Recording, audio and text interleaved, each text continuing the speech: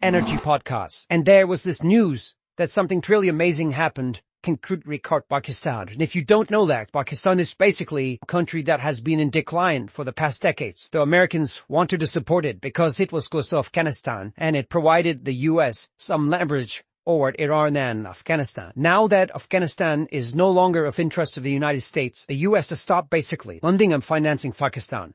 Pakistan is totally dependent on the Middle Eastern countries, and therefore you can see that more and more Islamic radicalization has been happening in Pakistan. Not just from Middle East, but also it was part of the US's legacy to Pakistan. What's amazing that has happened is that Pakistan is breaking free from its benefactors, Saudi Arabia, and moving closer to China. And a part of that is that in just 1 year, just normal middle-class Pakistani people, hundreds of Pakistanis, have installed almost 15 gigawatts of presidential solar. And just to provide you context, all of Pakistan's installed capacity is on the 50 gigawatts, 50.